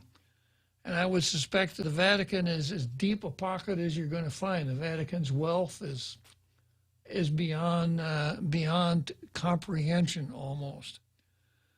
So that would be the reason for joining the Vatican. Now, a reason perhaps not to join it, because Vatican is probably going to defend this to a fare thee well, because they certainly don't want anybody else getting the idea, hey, let's sue the Vatican. Now, the Ninth Circuit case that I mentioned dealt with a priest and the Vatican, and the ruling was that the priest was not an employee. And we know, at least I know, that in the Catholic Church, the principle of subsidiarity is extremely strong. Subsidiarity means that authority is exercised by the lowest level of the hierarchy as possible. You get a higher quality of decisions that way. So within the Catholic Church, the real power is in the archdiocese or the diocese, not at the Vatican. Bishops are extremely, a bishop who's in charge of a diocese or an archbishop in charge of an archdiocese has almost all of the power. He has some reporting requirements, etc., but he is the one that incardinates priests, etc., on and on. So given that the California case dealt with a priest, I can understand the analogy, but this is different because here we're dealing with an archbishop. And the way a person becomes an archbishop is that he has to be chosen by the Pope. And when Archbishop Aperon was, accused and put on trial and then removed from his position, kind of like he got fired, maybe something to argue about here. It may very well be a different set of circumstances when you're talking about the relationship between the Vatican and a bishop as opposed to the Vatican and a priest. But as usual, I'll keep you informed as to what's going on with this case, and we'll see where it goes. Yeah, time for the seventh inning stretch. Let's go to Wrigley Field.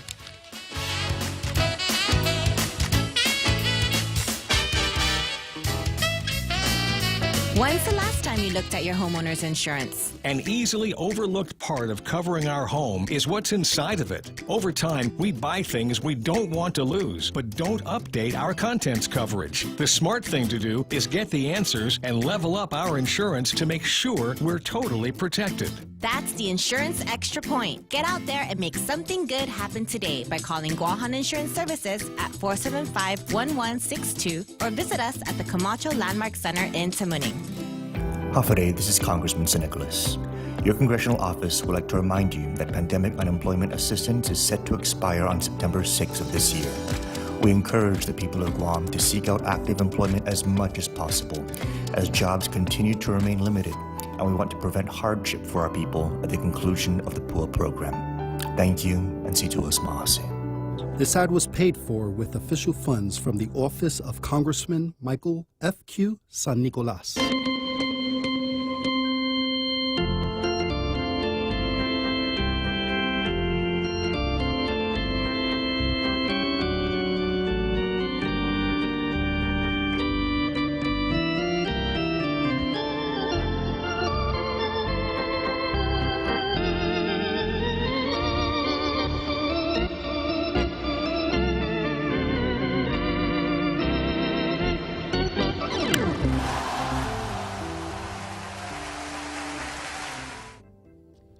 So here we go, second half of, we're already in the second half of Tall Tales. We're in Wrigley Field for the seventh inning stretch. And I just stood up and took a good stretch myself. I hope all of you tailgaters out there did the same thing. It'll make the last couple innings of Tall Tales a little bit more comfortable. Next item on the card here is Unknown versus Berg. This is a matter that came before the Guam Board of Medical Examiners, and the Daily Post didn't think we needed to know the name of the person. Yeah, which you'll see as I get into this story. Complaint against Guam Board of Medical Examiners chair dismissed for lack of jurisdiction. The Guam Board of Medical Examiners has dismissed a complaint against its chairman, Dr. Nathaniel Berg, made by his former employee regarding her termination, which was allegedly due to her reporting of sexual harassment in the workplace. Berg, as well as Guam Board of Medical Examiners member Phil Flores, whom the complaint identified as Berg's friend, and others who work with Berg or have big conflicts were excluded from the board's deliberation. Yeah, I know Nathaniel Berg. I kind of admire the guy because he runs a really top-notch shop. But I guess I better kind of stay away from him a little bit, right? So it was the board's attorney, Assistant Attorney General Rob Weinberg, who stated the recommendation was to dismiss the case for lack of jurisdiction. meaning the complaint involved matters outside the board's purview and authority to address. Now, we don't know who the complainant was. I don't know if perhaps her name wasn't mentioned in the proceedings. I don't know. But one would think that the reporter would tell us that. Quote, my opinion of this is, for one, I don't see anything that involves the board's jurisdiction, anything involving the Physicians Practices Act, Weinberg said during the board meeting last week. This is an employment matter. It's Title VII of the Civil Rights Act.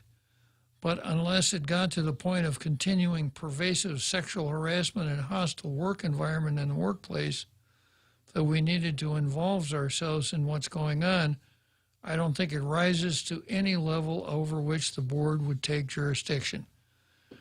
So, well, let me go on here. The issue stems back to 2018 when the complainant reported sexual harassment allegations to Berg involving one of the doctors who worked for him. The doctor allegedly sexual harassed other employees, but not the complainant.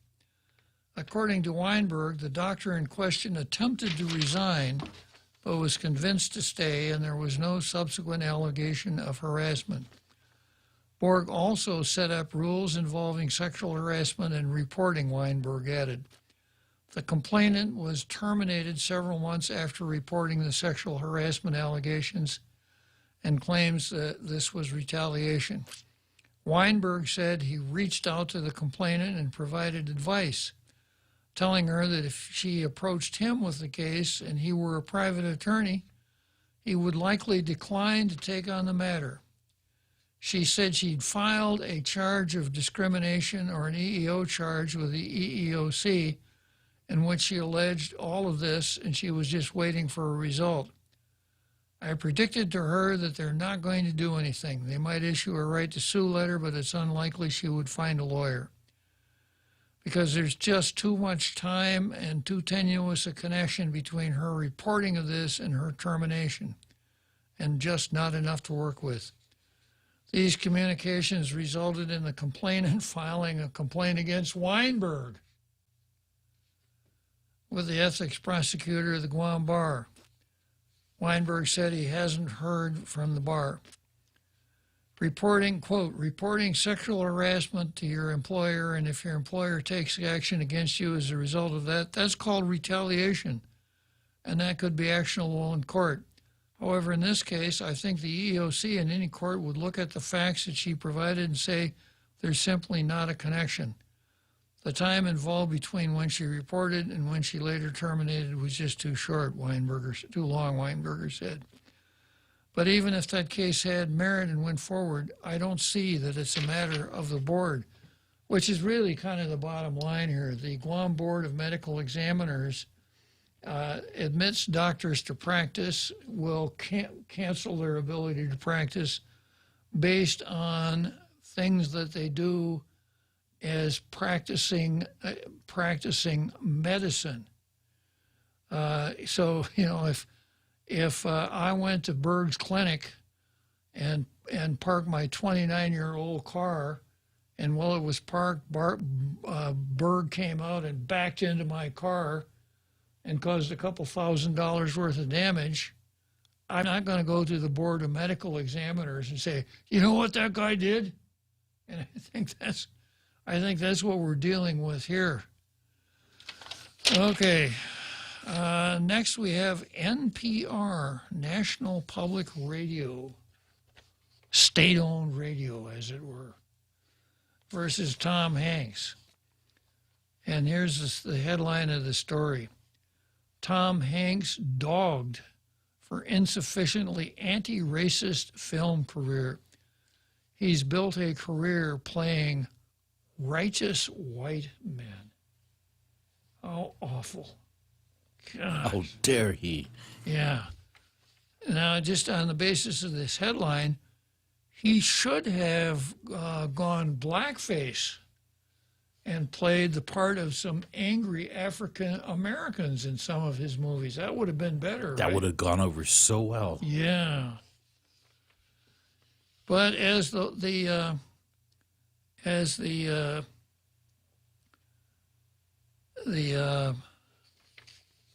anti-racists,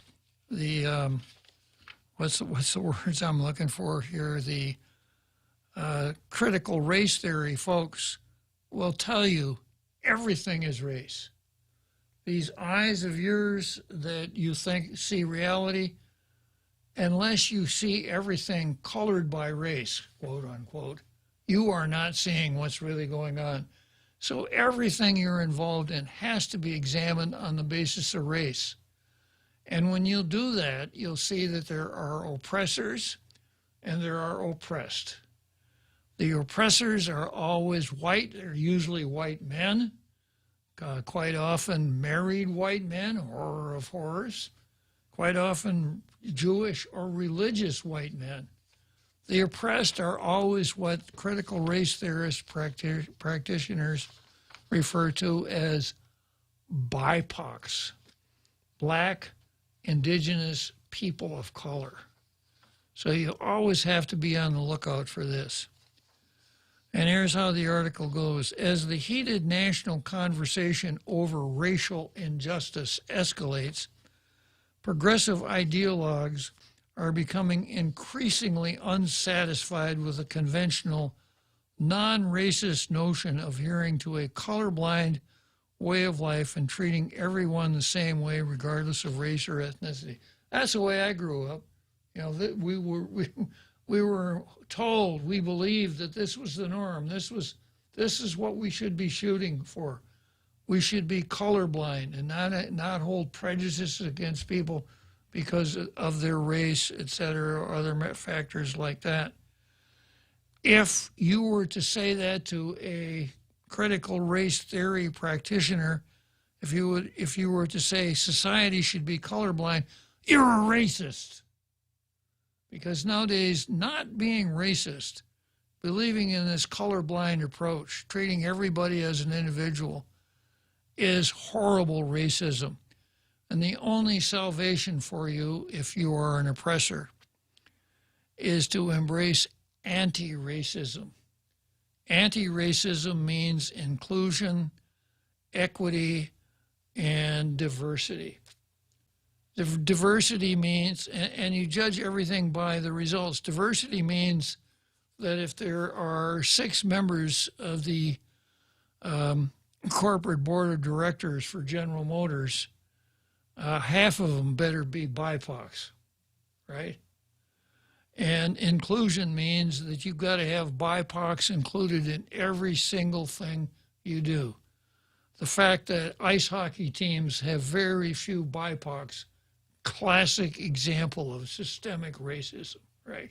Well, I guess that's why we can thank Biden for his vice presidential pick. Absolutely. He put a BIPOC. In fact, he let us know for sure. The only reason. Yep. So you have to be a non-racist if you're not going to be branded as you were an anti-racist. To be a non-racist is simply not enough.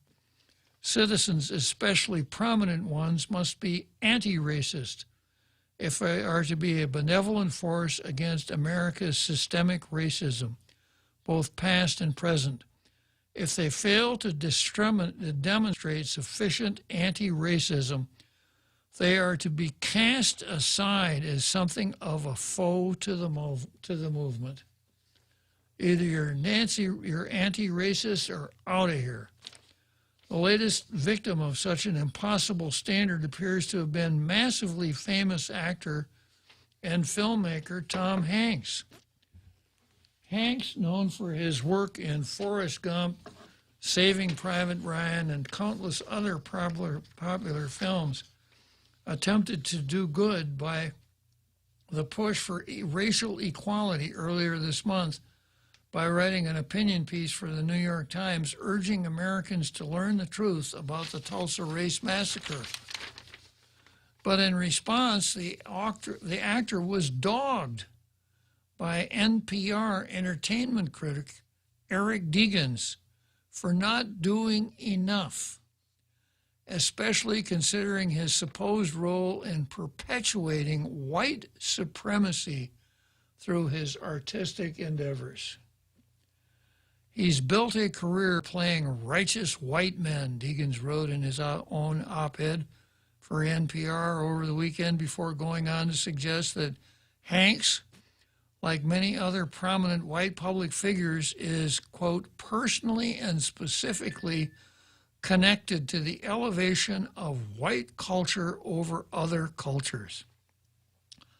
Here's more of the quote. Over the years, Hanks has starred in a lot of big movies about historical events, including Saving Private Ryan, Greyhound, Forrest Gump, Apollo 13, Bridge of Spies, and News of the World. He has served as a producer or executive producer on even more films and TV shows based on American history, including Band of Brothers, The Pacific, John Adams, and From the Earth to the Moon. He was an executive producer of documentaries such as The Assassination of President Kennedy and The 60s on CNN. In other words, he's a baby boomer star who has built a sizable part of his career on stories about American white men doing the right thing. They forgot something that he did that doesn't fit their narrative. Uh-huh. Do you remember Bosom Buddies? I don't. It was a show where in order for him and his roommate to live in this apartment complex, they had to dress as women because it was a women's only apartment. The whole premise was based on them living as women. That sounds pretty woke to me. Doesn't sound very white male power to me. Yeah, for sure. It was a funny show. The problem, according to Degens, is that many of Hank's work have left out the contributions of black Americans, consequently damaging the movement for racial equality. He did not play a black woman. No. That's probably why. Yeah. Degens tried to make clear that he was not calling Hanks a racist. No, not at all. Despite his dedicating an entire Sunday column to critiquing the actor's indirectly racist work. Nod, nod, wink, wink. Yeah. Quote, but I am saying it's time for folks like Hanks to be anti-racist. There's a difference between non-racist and anti-racist. Anti-racist implies action or looking around your universe and taking specific steps to dismantle systemic racism, Degens claimed, then advising Hanks and others to examine how they have contributed to the problem and repent of it. If he really wants to make a difference, Hanks and other stars need to talk specifically about how their work has contributed to these problems and how they will change. They need to make specific commitments to changing the conversation and story subjects, casting and execution. That is the truly hard work of building change. People often say columns such as the one by Hanks are published to start a conversation. Well, here's my suggestion. Let's make a part of that conversation how baby boomer filmmakers have made fortunes amplifying the ideas of white American exceptionalism and heroism. While Hanks is lightly respected and popular enough to withstand a little scrutiny, other lesser-known figures may not be. If that's the case, then some may choose to remain silent, and Degens' attack may prove to have the opposite of its intended effect. So this really made me think, my entire radio career has been based on me presenting myself as a enlightened white conservative. That is about as far from anti-racism as you can get. So am I supposed to repent, Jose? I don't know. I don't know if you can be anything else without getting equal criticism. Uh-huh. Probably not. Okay, well, when I read stuff like what Degens put in here, my initial white supremacist reaction is to say, would somebody pass me a grain of salt? No! All right, let's see what we got here waiting in the green room. Yeah, I've got Jerry. I wonder if Jerry's calling from the kitchen. and our Carl. So we see we can get both Jerry and our Carl in here on Churchill Downs.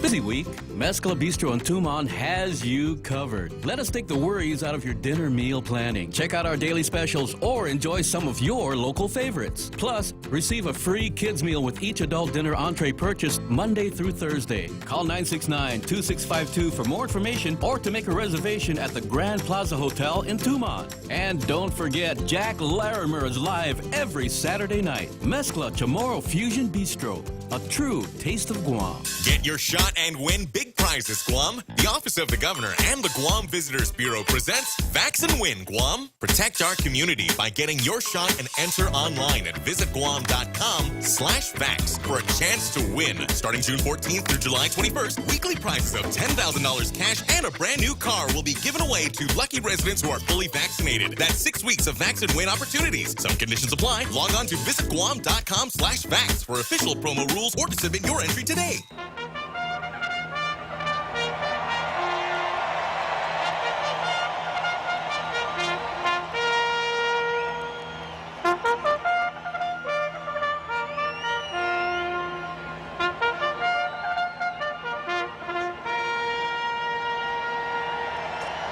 So here we are, Churchill Downs, a home stretch of tall tales for another week. Jose and I had about 10 minutes, and like Cinderella, we're going to turn into pumpkins or something like that and tough it out for 70 straight hours with no tall tales and no tailgaters. But I'm going to make the best of it right now. I've got Jerry. Are you calling from Jerry Kitchen, Jerry? No, wrong Jerry. Oh, okay. No Jeep Gate, right? No, but I do like to eat, though. Okay, well, that's fair enough. But anyway, I want to thank you for talking about this CRT, which is psychotic. Personally, I grew up in Guam, and I never looked at anyone in regards to their race. And the time I saw racism was when I joined the Army and went to the mainland. And boy, did I see a whole lot of racism there. But, and when I got into an argument with one person, I said, you know what? Back home, we don't look by color. If we hate you, it's just because you're just plain stupid, you know? Yeah. And, I mean, this is crazy what they're trying to instill. I mean, I know a lot of white people and a lot of black people, and I never judge them by immediately looking at them. I wait until they open their mouth, then I can decide what I want to think about people. You know, you have to treat everybody like the way Jesus says, right? Just love everyone. But never put your shoe down. I tell you, mainland living is a whole lot different than here. And I just wanted to call in and say that, but thank you so much for talking about this on Guam, because I sure would hate to have that being taught to the kids. I agree with you 100%, Jerry.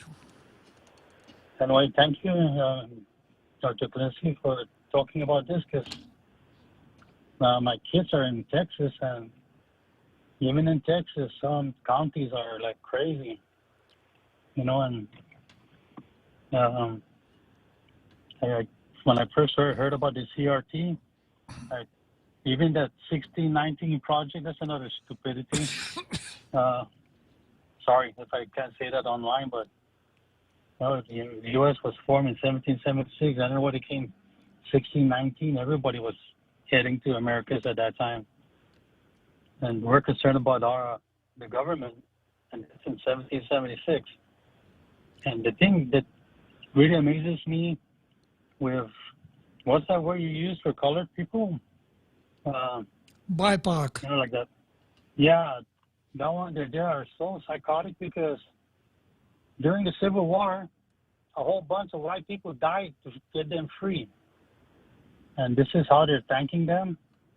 I mean, there's no government that's perfect. I mean, look at our government right now in Guam. Our governor's Lou, and I think she's got some screws loose. But that's just my personal opinion, Bob. And Anyway, thank you for putting me in the air, because I've been passing this out personally to my family, my friends, because I don't want it to be infected on Guam, where we're going to start hitting each other on account of our skin color. Good. It's terrible. Good sentiments, Jerry, and I'm really glad you called and shared that with us today. Thank you very much for calling in. Oh, thank you for putting me on the air, and I'm just worried when the Marines get here. I don't know if you were in Guam that time when the Marines were here. I've been here for 58 years, so I've seen everything. Yeah, so I'm 60 right now, but I tell you, I've seen it.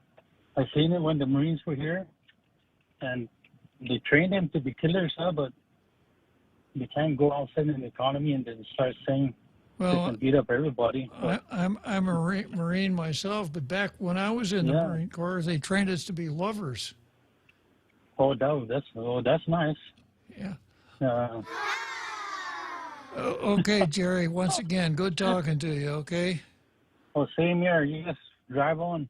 So long. Okay, so next online, let's see, who have I got here waiting in the green room? It's none other than our Carl, the most dangerous man in the room.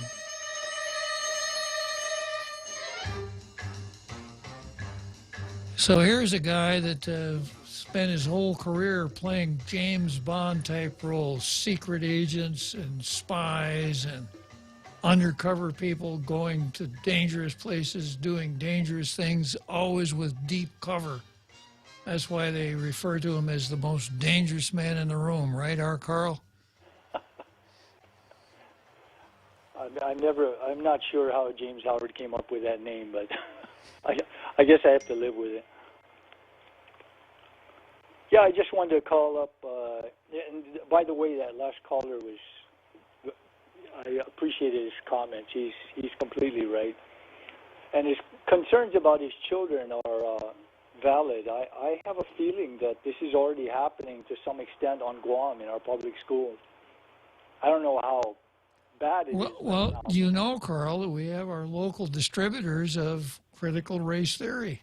It's a separatist. Everything that you see, it all fits into the critical race theory pattern. You know, an event that happened a long time ago that you cast in the most unfavorable light possible.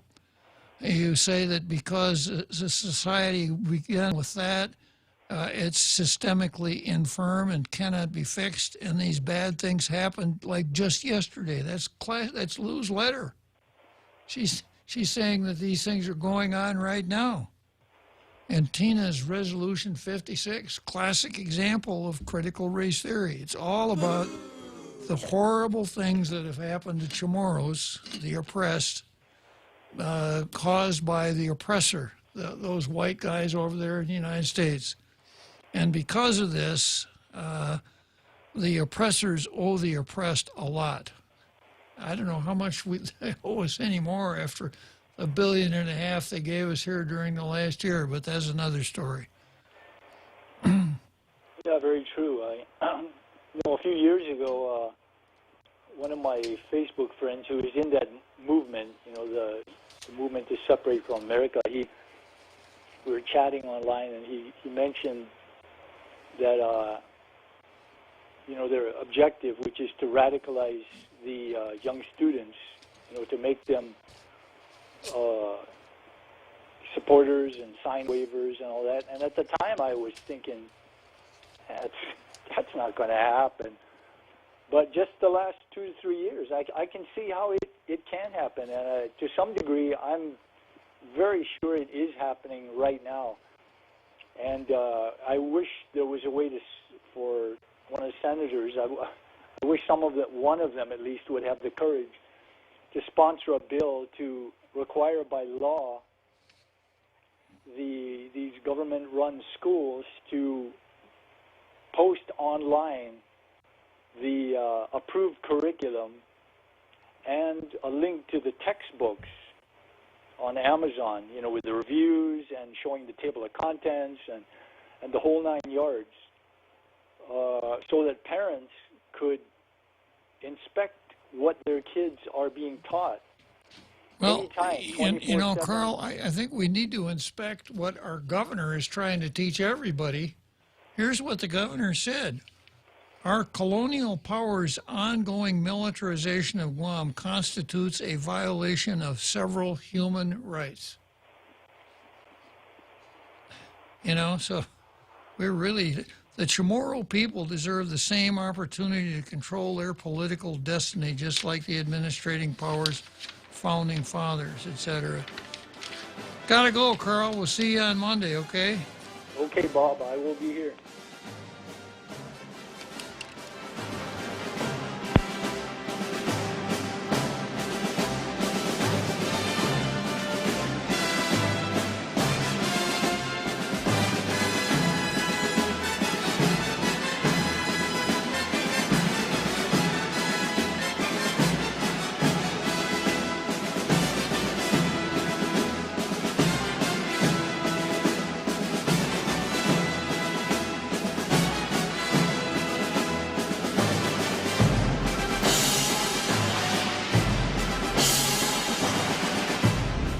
The Point is KUSG, Hagåtña, Guam, 93.3 FM and 104.3 HD3.